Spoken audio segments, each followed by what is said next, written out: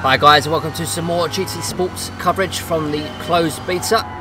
So we are looking now at the Northern Isle Speedway track, which is of course an oval.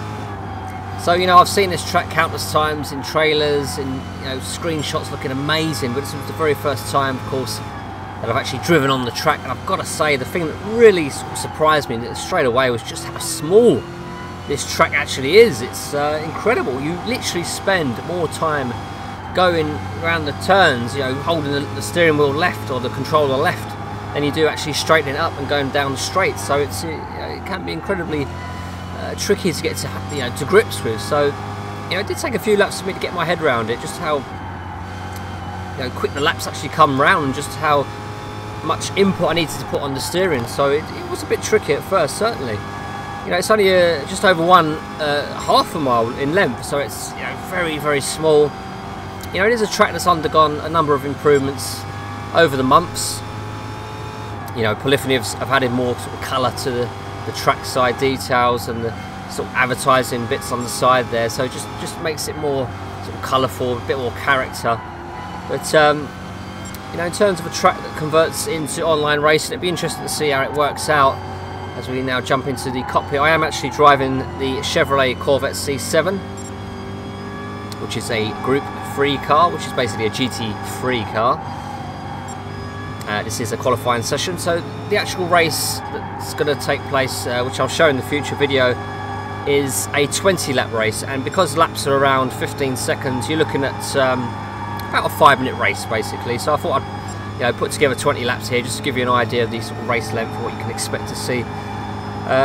This car actually originally has 551 bhp, but because of the balance of power regulations, it actually bumped up to an amazing 791 bhp, so incredible difference there, just to sort of put it on level performance with other GT3 cars. It only weighs 1300 kilograms, that remains unchanged even with the balance of power, and it's actually running on racing hard tyres. But even though it is hard tyres, there's certainly plenty of grip, and I actually found that the best way to tackle this course in this particular car was to leave it in 4th gear, as you can see, and just sort of basically you go around the turns flat. I found was the best way to do it, and you can see my lap times are tumbling now. So we started off in the sort of mid 15s, and now we've got it down to close to mid 14s. So just it goes against everything I know about racing, but you just put your foot down and you steer, and you just got to make sure you're in the right groove when you steer, because if you come out of that sort of groove, it's easy to run wide, hit the barrier as you straighten up. You've got to be on that line. So it is tricky, and if you do touch the inside, there's a red line on the inside. If you go beyond that, there's literally no grip, so it will really seriously unsettle the car, and you can have some really intense and hairy moments. So you've got to stay away from that red line on the inside at all costs, basically. Visually, this track does look good, but it is a small track, so you would expect it to look good. There's obviously no pop-in, any details like that. I can't see any texture pop-in, any shadow glitching or anything like that, so it is pretty good.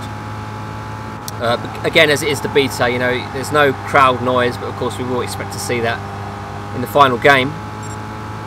And yeah, overall it's look, the track surface is looking a little bit better, I find, than most tracks. There is a bit of weathering going on there, but track marks and a little bit more life. You can see the white markings are faded. It just gives that more sort of authentic look, that sort of worn-in look that we want to see in our games. Often with Gran Turismo they have track surfaces that are almost like they're freshly paved, so it's good to see they're making some sort of strides in that area. And the same is true with the Nürburgring as well. You see all the markings on the road surface, you can see all the sort of weathering effects that take place, so they are making small steps in the right direction, so that's really good to see.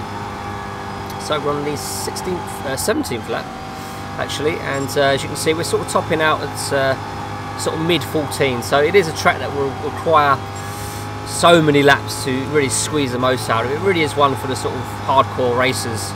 It'd be interesting to see, like I said earlier, how it sort of converts into an online race.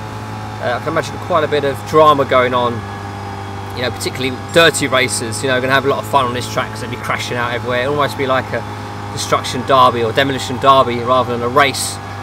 So it'd be interesting to see. We'll have the race coming up on the channel shortly, all going well. So yeah, it'd be interesting to see how that goes.